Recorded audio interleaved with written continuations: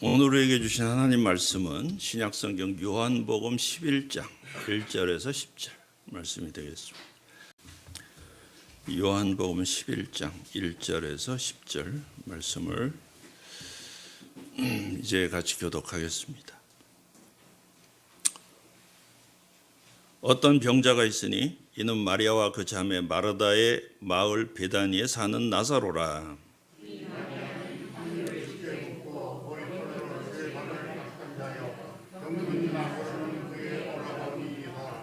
이에 그 누이들이 예수께 사람을 보내어 이르되 주여 보시옵소서 사랑하시는 자가 병들었나이다 하니 예수께서 들으시고 이르시되 이 병은 죽을 병이 아니라 하나님의 영광을 위하여 하나님의 아들이 이로 말미암아 영광을 받게 하려 한다 하시더라.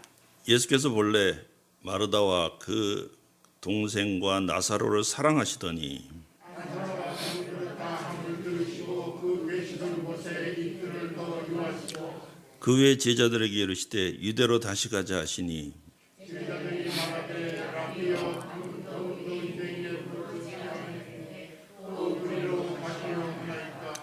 예수께서 대답하시되 낮이 12시간이 아니냐 사람이 낮에 다니면 이 세상의 빛을 보므로 실족하지 아니하고 빛이 그 사람 안에 없는 거로 실족하느니라. 아멘. 아멘. 요한복음 강의 10번째 시간입니다. 예수님께서 행하신 기적은 수도 없이 많지만 요한은 그 수많은 기적 중에서 딱 7가지 기적만 요한복음에 기록하고 있습니다.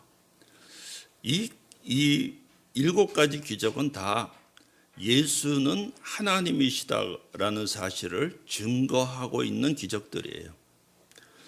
또 이 7가지 기적은 점점 더 강한 기적, 더 하나님의 하나님 되심을, 예수 그리스도의 하나님 되심을 더 분명하게 보여주는 그런 기적들로 점점 클라이막스로 올라가는 것을 보게 됩니다.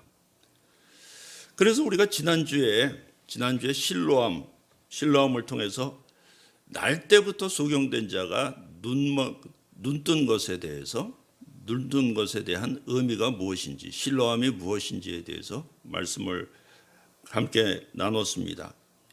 이번 주에는 마지막 기적, 요한복음에 기록된 예수님께서 행하신 마지막 기적에 대해서 나타내주고 있는데 그 기적이 무엇입니까? 죽은 자를 살리신 것이죠. 여러분, 이것은 바로 기적의 그야말로 끝판왕이라고 얘기할 수가 있어요. 병은 걸렸다가도 나을 수도 있습니다. 병을 고쳤다는 이야기들은 많이 있습니다. 어떤 병이 됐든지 죽을 병에 걸렸든 세상 사람들은 다 죽을 병에 걸렸다고 하지만은 그러나 기적적으로 병이 낫는 수는 있습니다. 그러나 죽은 사람이 다시 살아나왔다는 얘기는 그러니까 살아나왔다는 얘기는 있을 수 있어도 잠시 죽은 모습으로 있다가 살아났다 그런 모습이 있을 수는 있어도 완전히 죽었던 사람, 송장 냄새, 썩어서 그야말로 송장 냄새가 나는 사람을 다시 살린 기적은 예수님이 유일하신 기적입니다. 그러나 많은 사람들이 이렇게 생각합니다. 죽으면 끝이지 뭐. 이 세상 뭐 있어? 살다가 죽으면 끝이지 뭐가 있겠어. 여러분, 그 유명한 탤런트 이서진 아시죠? 그 이서진이 그 꽃보다 할배라고 하는 그 TVN에서 오래전에 방송됐지요.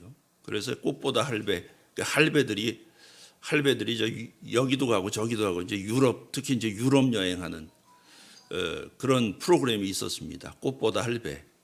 그래서 이제 유럽 여행을 가는데 유럽 여행 가서 숙소에서 이제 이렇게 그 제작진하고 그 감독하고 이제 얘기하는 장면이 나옵니다. 그러면서 뭐라고 얘기하면 난 이렇게 생각해. 나는 죽으면은 이 세상 끝이라고 생각해요. 네? 그러니 살아있을 때 잘 살아야지. 그런 얘기를 합니다. 그런데 이게 이서진만의 생각일까요? 거의 대부분의 사람들의 생각이에요. 뭐 죽으면 끝이지. 뭐 죽으면 뭐가 있겠어. 죽으면 뭐. 예? 그러니까 살 때, 이 세상 살 때 잘 살아야지. 개똥밭에 굴러도 이승이 좋다고. 이승에 있을 때 잘 살아야지. 그런 생각들을 대부분 하고 살아요. 이게 대부분 사람들의 생각입니다. 예수님은 죽은 나사로를 살리심으로 이 세상이 끝이 아니고 영생이 있음을 보여주셨습니다. 그리고 죽은 나사로가 나흘 만에 살아난 이야기를 통해서 예수님께서 죽으신 지 사흘 만에 부활하실 거라는 것을 미리 보여주시는 것이에요. 바리새인, 사두개인, 종교 지도자들이 예수님을 죽이기로 결심한 가장 결정적인 사건이 뭐냐면 바로 나사로를 살린 사건이에요. 이러다가 폭동나겠다. 야, 이제는 더 이상은 예수를 막을 수가 없겠구나. 죽은 자도 살렸는데 눈먼 자, 태어날 때부터 눈먼 자를 눈뜨게 만들더니 이제는 한술 더 떠가지고 이제는 죽은 자까지 살렸어. 그러니까 이제 저 사람은 보통 사람이 아니 막을 수가 없구나. 사람들이 다 예수를 이제 왕 세우려고 이제 폭동을 일으키겠구나. 우리는 다 그야말로 모든 정권이 다 뒤집히고 그냥 우리는 그야말로 이제 더 이상 다 죽을 판이구나. 그렇게 생각한 거예요.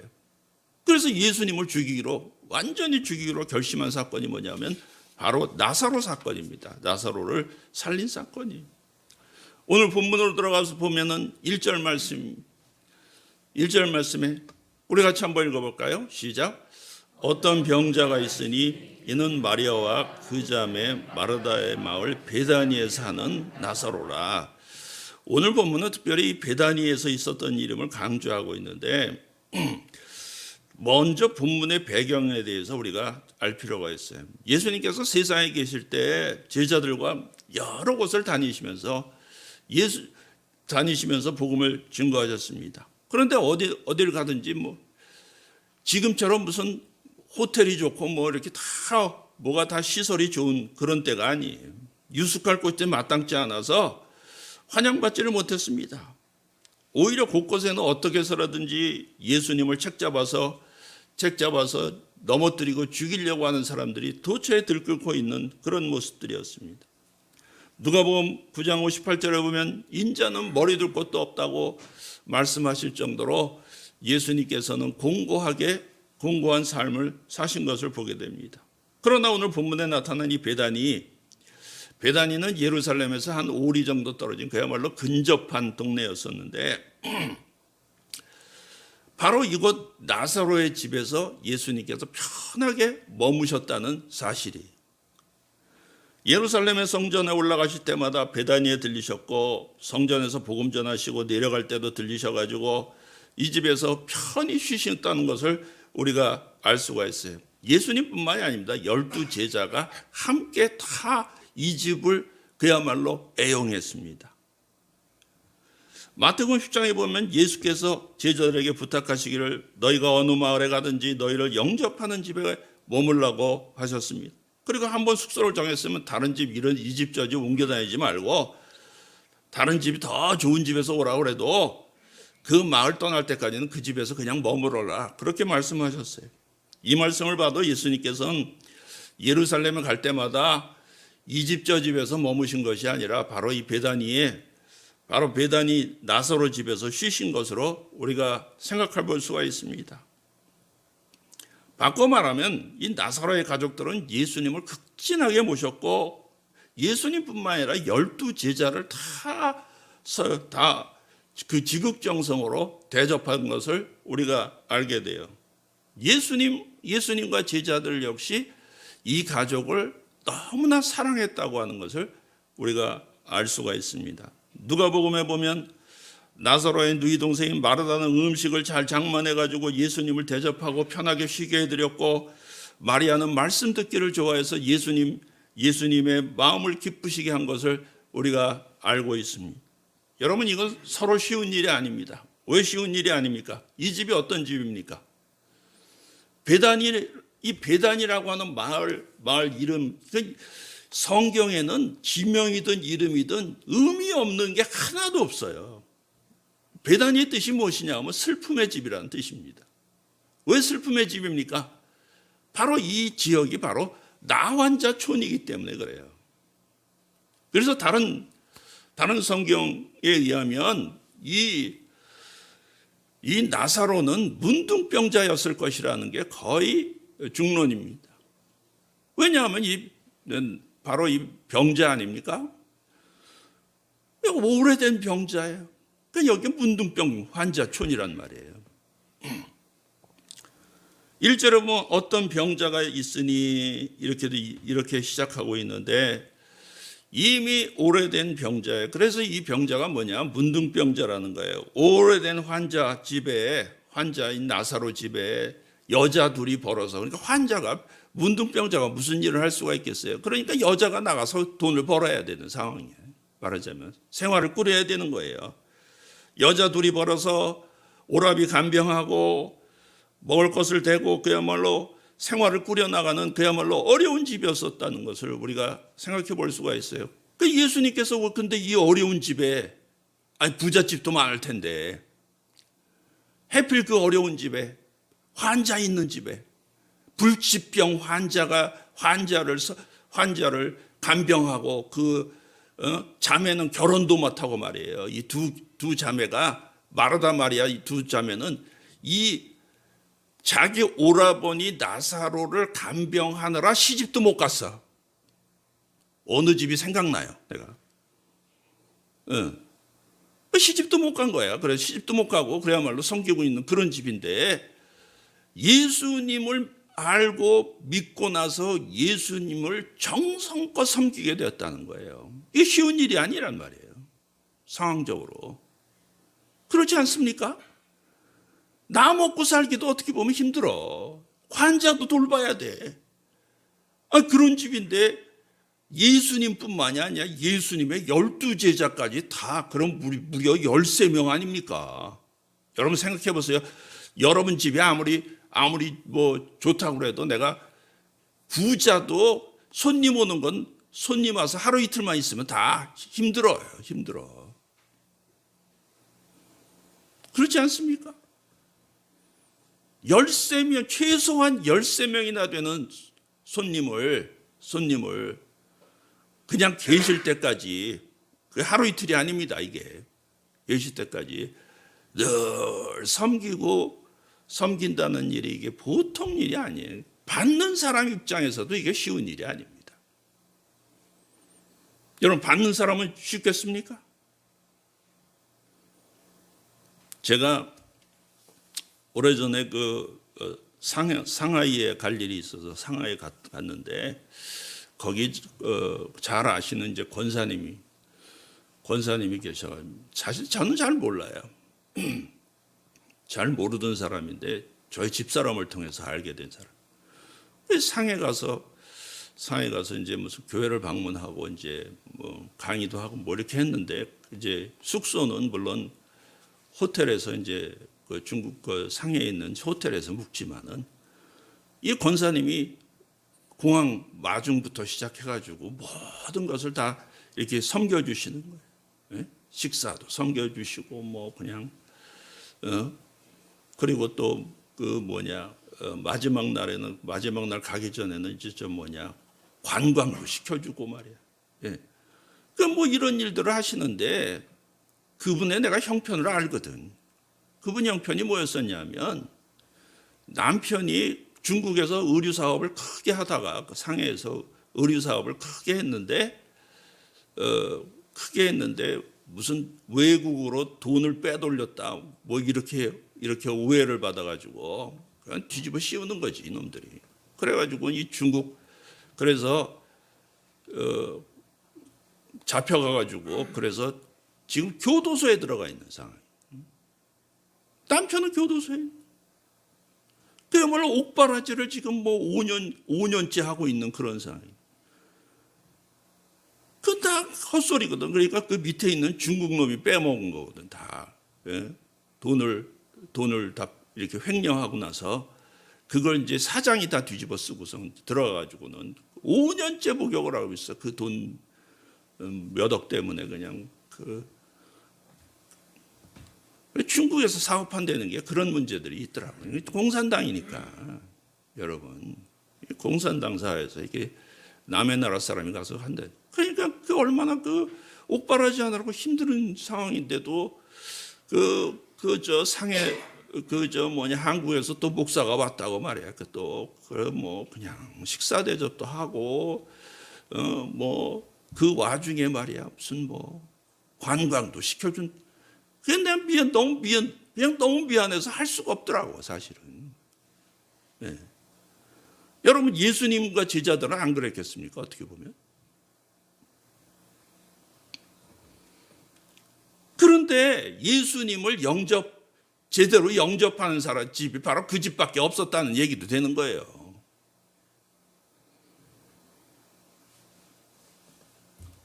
마리아가 여러분 이제 본문에 보면은 2절 말씀에 보면 이 마리아는 향유를 주께 붓고 머리털로 주의 발을 닦던 자요 병든 나사로는 그의 오라비니라. 뭐까지 합니까? 마리아가 향유를 깨서 옥합을 깨가지고 향유로 주님의 발에 붓고 머리털로 씻긴 바로 그 사람이 바로 마리아다 이거예요. 그 마리아가 그 정도로 주님께 헌신한 그런 여인입니다.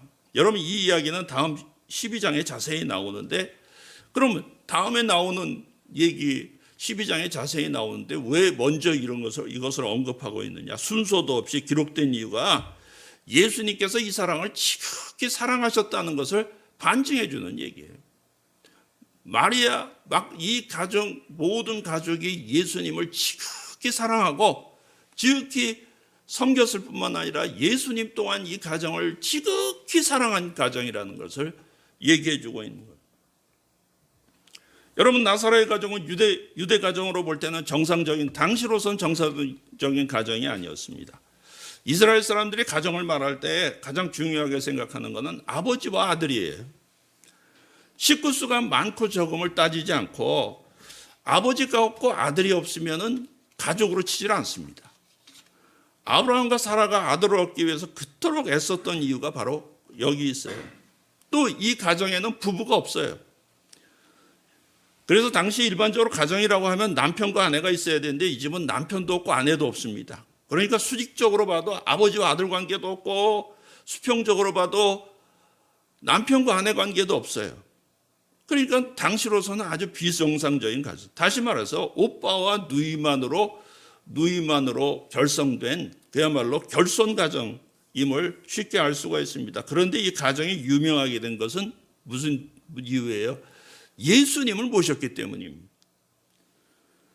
여러분 잘못 생각하면 좋은 집 짓고 좋은 물건만 드러나온 훌륭한 가정 같지만 사실은 그 집에 예수님을 모셔야 좋은 가정인 것을 믿으시게 되기 바랍니다. 예수님 모셔야 돼. 어느 집이든지. 예수님 없으면 다 빈집이에요. 예수님 없으면 아무리 모든 것을 다 갖췄다 할지라도 예수님이 없는 가정은 영적으로 다 빈집입니다. 그러나 다른 사람들 보기에는 우리 집이 갖춰지지 못한 그런 가정이라고 할지라도 예수님이 계시면 완벽한 가정인 것을 믿으시게 되기 바랍니다. 어려운 형편에서도 주님과 제자들을 지극정성으로 섬겼는데 남들은 다 고쳐주면서 왜 병든 나사로는 그럼 안 고쳐주십니까? 설상가상으로 이제 다 죽게 생겼다는 거예요. 예? 그래서 사람을 보내서 주님께 말씀드렸어요. 그러니까 예수님 배단이 안 오신 거예요. 멀리 계셨던 거예요. 그러니까 이제 이 나사로가 막 죽게 생겼다 이거예요. 위급상이 생긴 거예요. 그래서 사람을 보내서 예수님께 알렸습니다. 그게 3절 말씀입니다. 같이 한번 읽어볼까요? 3절 시작. 이에 그 누이들이 예수께 사람을 보내어 이르되 주여 보시옵소서 사랑하시는 자가 병들었나이다. 사랑하시는 자 그렇습니다. 보통 사람이 아니에요. 예수님께서 지극히 사랑하는 사람 나사로입니다. 그런데 왜 안 고쳐주시냐 말이에요. 남들은 다 고쳐주시면서 예수님이 남들 다 고쳐주셨잖아요. 예? 그래서 지난날 백부장이 저 생판 모르는 백부장이 찾아와가지고 자기도 아니고 자기 종이 병들었다 그러니까 내가 가서 고쳐주리라. 그러면서 그냥 원격으로 다 고쳐줘 버리시고 또 야이로의 딸이 병들었다고 할 때 그래 가자 딸아 일어나라. 그래서 고쳐주시기도 하고 말이야. 다 고쳐주셨잖아 그냥. 요청만 하면 대부분의 사람들 다 고쳐주셨어요. 예수님께서 병든 자를 다 고쳐주셨어. 그런데 아니 그렇게 지극히 사랑을 받고 예수님을 지극히 섬기고 사랑하는 나사로의 집 지극히 사랑한 예수님께서 사랑하시는 걸 알았다는 거지. 그러니까 뭐라고 얘기해요? 사랑하는 자가 병들었나이다 그러잖아요. 예수님께서 이 가정을 얼마나 사랑하셨다는 걸 아니까 이런 상황이면은 예수님께서 빨리 오셔가지고 우리를 고쳐주시겠지, 나사로를 고쳐주시겠지, 우리 오빠를 고쳐주시겠지 그렇게 생각하지 않았겠냐 말이에요. 한 걸음에 달려오실 줄 알았어. 그런데 본문에 보면 예수님은 이 사실을 몰랐을까요? 다 알고 있어요. 예수님은 전지전능한 하나님이시니까 나사로가 이제 병들어서 다 죽게 됐다는 사실을 다 알고 있었고 다 아시는데 뭐라고 말씀하시는 거예요? 4절 말씀입니다. 같이 한번 읽어볼까요? 시작.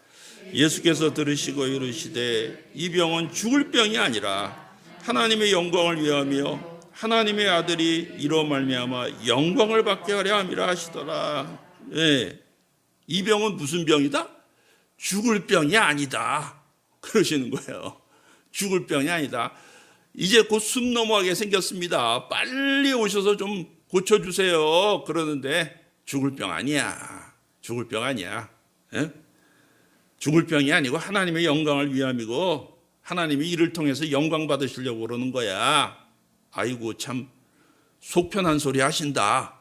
그럴 거 아니에요. 옆에서 사람이 지금 죽어 넘어가고 있는데 이제 꼴딱꼴딱 하고 있는 그런 판이에요. 아니 아셨으면은 빨리 오셔서 좀 고쳐주셔야지 왜 이러고 있는 거예요. 예? 근데 예수님께서 안 가시는 거예요. 여러분 안 오시는 예수님을 보고 얼마나 어떻게 보면은 참 야속하고 섭섭하게 느껴질 수 있죠. 그렇겠죠? 다른 사람도 아니야. 우리가 이제까지 그야말로 지극정성으로 섬겼어. 예? 그래서 사랑받는 자라고 난 자부하고 있는 예수님이 누구보다도 사랑받는 사람들이라고 자부하고 있었잖아. 내가 그래도 이 교회 핵심 멤버라고 자부하고 있었잖아.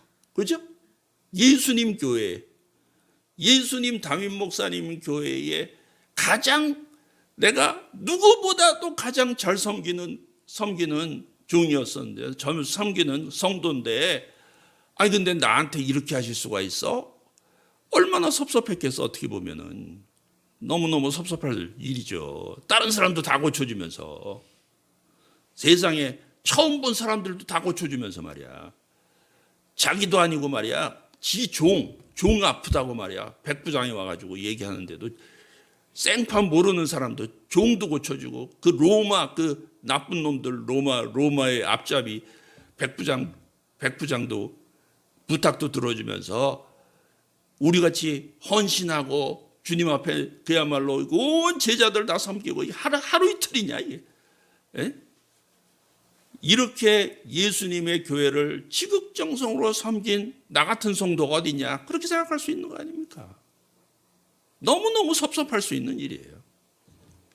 너무너무 섭섭할 수 있는. 그런데 뭐라 그래요? 이 병은 죽을 병이 아니다. 하나님의 영광을 위함이다. 그러면서 안 가시는 거예요. 안 가시는 거야. 근데 마르다와 마리아는 오빠가 죽은 후에 될 일을 될 일을 몰랐기 때문에 당장 울고불고 야단이지만 예수님께서는 저 멀리 하나님의 영광을 보셨다는 거예요. 그러므로 조금만 참아라 그러면 영광을 보실 것이라는 뜻으로 말씀하신 거예요. 어느 어머니가 로마 박해 시대에 어느 어머니가 원형극장에서 어린 아기를 안고 이제 순교를 당하게 됐어요. 사자굴 속에 사람들을 집어넣었어. 그러니까 사자들이 으르렁거리면서 굶주린 사자가 으르렁거리면서 달려오는데 어린아이가 무서워가지고 자지러지게 웁니다. 이때 아기와 함께 순교하는 어머니는 아기를 달래면서 얘야 잠깐만 참아라. 곧 밝아질 것이다. 곧 하나님 나라를 대할 것이야. 그렇게 말했다는 거예요. 조금만 참으면 밝아질 것이다. 얼마나 중요한 말입니까? 오늘 예수님께서도 나사로가 죽었고 마르다와 마리아가 울면서 장례식 하는 것을 다 아셨을 것이에요. 예수님이 모르셨을 것입니까? 결국 나사로가 죽었습니다. 그 사이에 예수님께서 이틀을 더 유하셨어. 그 사이에 벌써 소식을 여러분 옛날에는 소식이 금세 왔다 갔다 하는 게 아닙니다. 그렇죠? 예수님께 소식이 당도했을 때는 이미 뭐예요? 나사로가 벌써 죽은 타임이에요. 왜? 예수님께서 소식을 듣고서도 이틀을 더 유하셨다고 그랬잖아요. 근데 나사로가 죽은 지 이미 나흘째 되는 날 예수님께서 거기 가셨어요. 그 얘기는 무슨 얘기예요? 그 타임에 벌써 이제 나사로가 그야말로 숨 넘어가고 있었다. 그 얘기예요. 그래서 예수님은 오시지도 않고 나사로는 죽어서 장사 지냈단 말이에요. 벌써 장사 지내서 무덤에 들어갔어요. 장례식을 다 했다는 거예요. 그러니 그 병든 오라버니를 지극정성으로 그야말로 간병하던 그야말로 시집도 안 가고 이 두 자매가 마르다 마리아 두 자매가 지극히 얼마나 사랑하는 오빠, 의지하던 오빠, 그 오라비가 죽어버렸는데 얼마나 슬픔이 크겠어요. 빨리 오시지 않는 예수님을 원망하고 얼마나 원망을 했겠습니까? 그러나 조금만 참아라는 심정으로 계시던 곳에 이틀을 더 유하시고 나서 장례식 다 끝나고 무덤에 다 들어갔는데 그 다음에 오셨단 말이에요. 다 오셨어요. 예?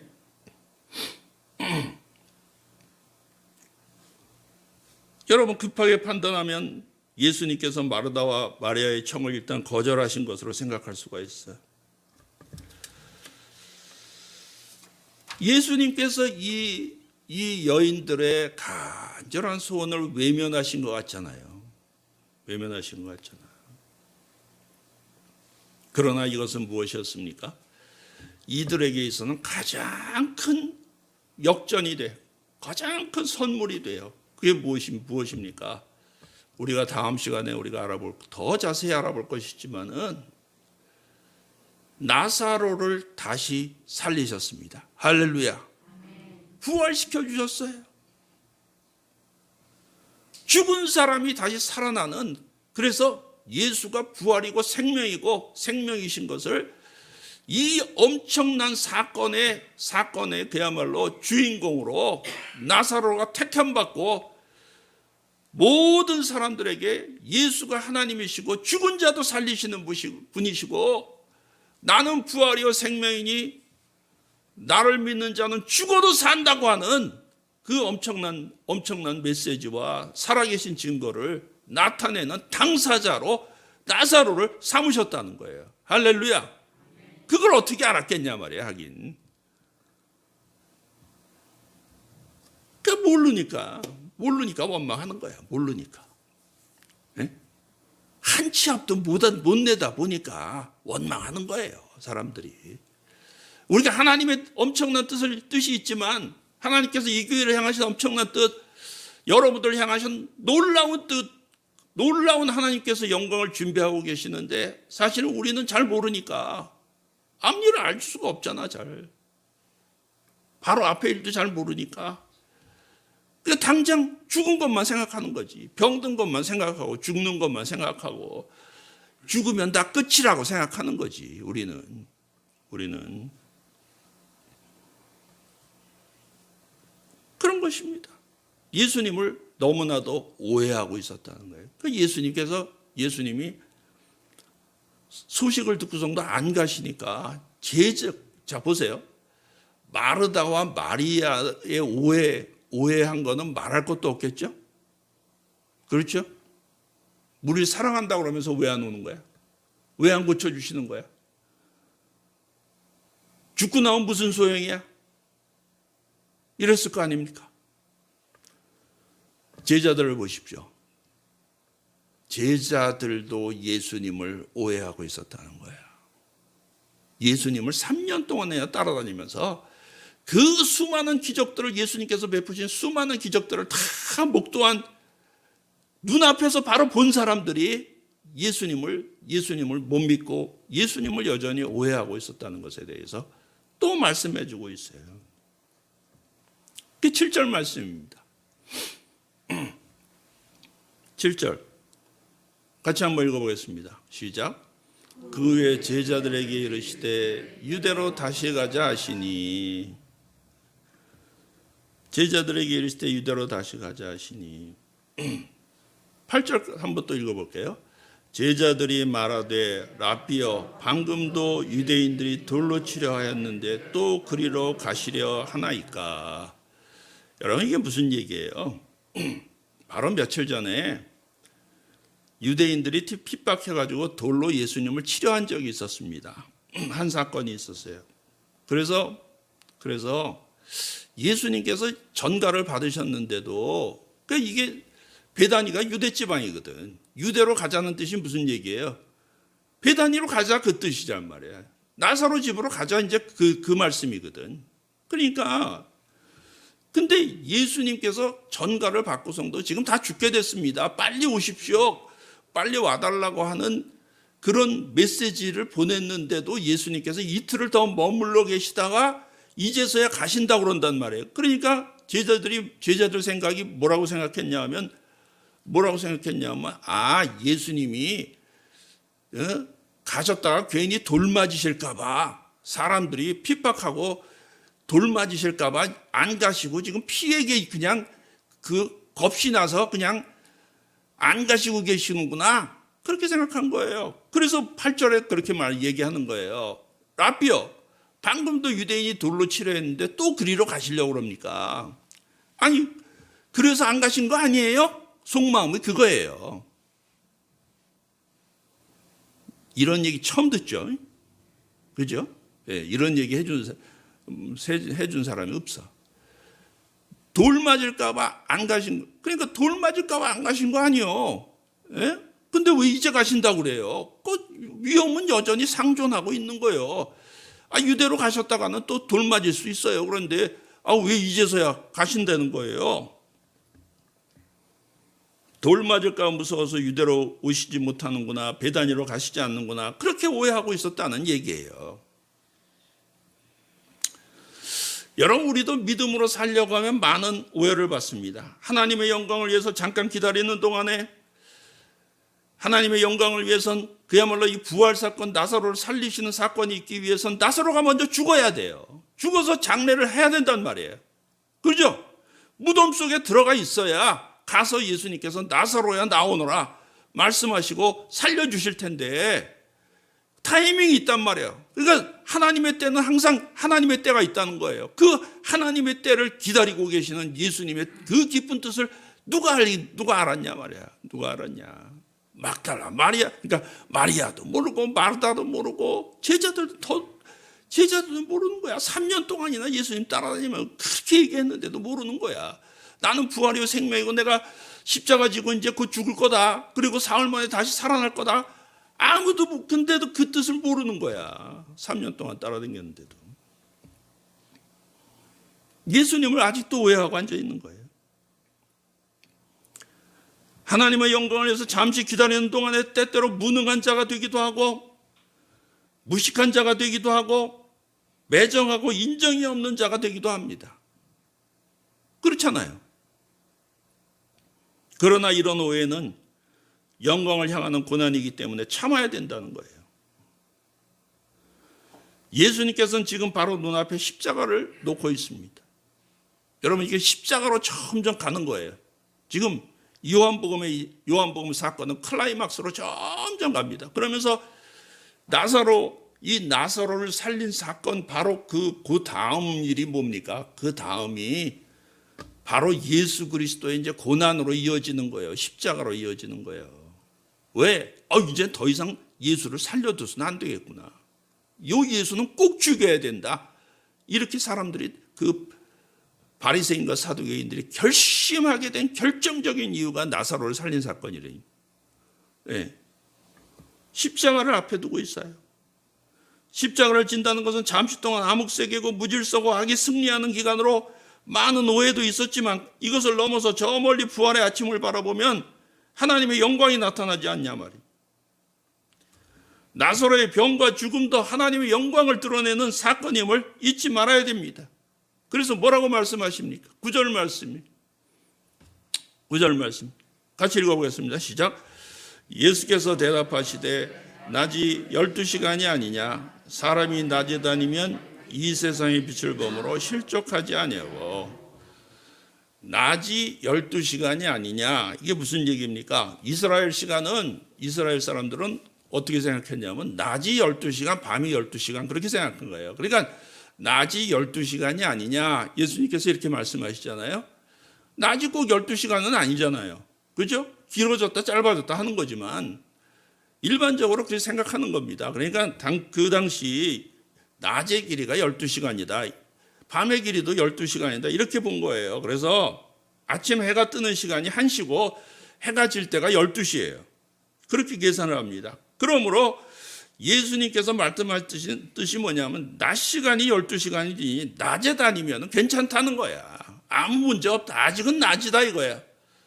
그럼 밤은 그렇지만 아직은 낮이지만 밤이 곧 온다는 말씀이시죠. 여러분, 밤이 무엇입니까? 예수님이 십자가 지시는 사건이 밤인 거예요. 이걸 알아먹냐고. 근데 그러니까 요한복음이 얼마나 이게 깊으면 이게 기가 막힌 말씀이에요. 그러니까 물론 예수님이 하신 말씀을 제자들이 다 못 알아듣긴 했어, 당시에는. 근데 요한은 알아들은 거야, 내가 보니까. 그러니까 요한복음에 써놓은 거야. 요한복음에 나온 말씀이 기가 막힌 거야, 이게. 보면은. 그러니까 요한이 이걸 그냥, 어떻게 이런 말씀을 하시냐는 거야. 예? 아직 낮이기 때문에 제자들은 걱정할 필요가 없어. 아직 낮이기 때문에 예수님은 해야 할 길이 없어요. 예? 그렇지만 밤이 옵니다. 예수님께서 고난받으시고 십자가에 달리실 때 무슨 일이 있었습니까? 대낮인데 캄캄해졌어요. 자연도 캄캄해졌어요. 빛을 잃어버렸어. 태양도 빛을 잃고 그야말로 어둠이 대낮인데도 캄캄해졌다는 거예요. 실제적인 밤이 온 거죠, 그때 당시에. 예수님의 비유적인 표현입니다. 아직은 낮이야, 괜찮아, 가시는 거예요. 제자들도 여전히 못 알아듣고 마리아도 못 알아듣습니다. 나는 때를 기다리고 있었던 거야. 하나님의 영광 받으실 그때, 하나님의 영광이 나타날 그때를 나는 기다리고 있었던 것이지 두려워서 그런 게 아니야. 근데 그런 얘기 구질구질하게 하실 분이 아니잖아. 그렇잖아요, 예수님이. 그리고 너희들이 지금은 모르나 나중에는 알리라. 그런 말씀을 몇 번이나 하셨어요. 그죠? 주님은 실수하지 않으십니다. 이 병은 죽을 병이 아니라 하나님의 영광을 위하며 하나님의 아들이 이로 말미암아 영광을 받게 하려 합니다. 앞에 일을 환히 보시는 예수님께서는 죽을 병이 아니라고 태연하게 말씀하신 것. 발 동동 구르면서 일찍 오시지 않는다고 원망하는 마르다와 마리아의 행위를 한번 비교해 보십시오. 우리 모습 같지 않습니까? 우리는 다 그래. 예수님 왜 빨리 좀 안 도와주십니까? 좀 코로나 좀 싹 좀 없애주셔. 좀 빨리. 아니, 그 메르스는 금세 잘 없어졌더만. 아니, 이놈의 코로나는 도대체 왜 이렇게 오래 가는 거예요? 왜 이렇게? 예? 좀 빨리 좀 없애주시지. 좀 백신도 좀 필요 없게 말이야. 우리나라 뭐 백신도 언제 맞을지 뭐 구경도 할지 말이야. 기약도 없고 말이야. 이런 식으로 나가다가 6년 몇 개월 걸린다는데. 집단 면역까지.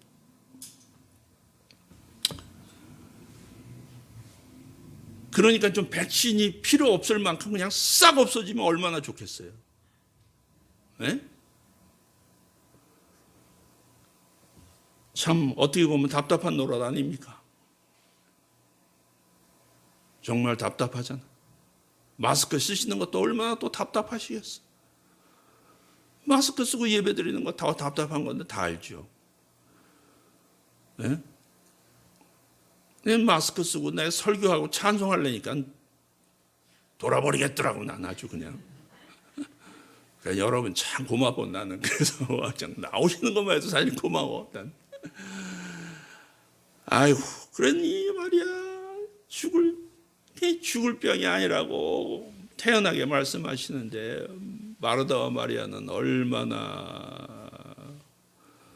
얼마나 속이 상했겠어요. 네? 나사로는 그러다가 그냥 죽어버렸지.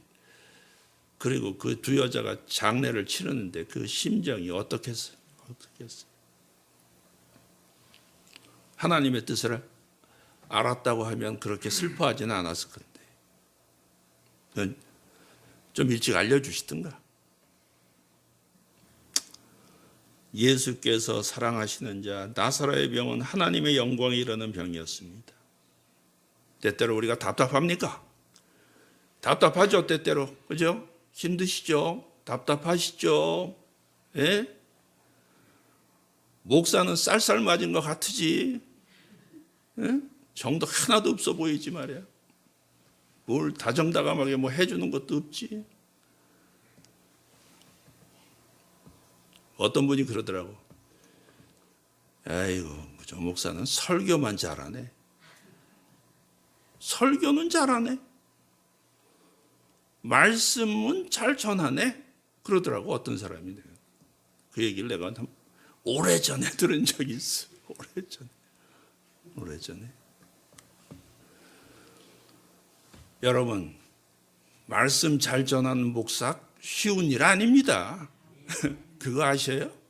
예? 수많은 목사들이 있지만 하나님 말씀 똑바로 정확하게 확실하게 분명히 드러내게 밝혀서 전할 수 있는 목사들이 그렇게 많은 줄 알아요?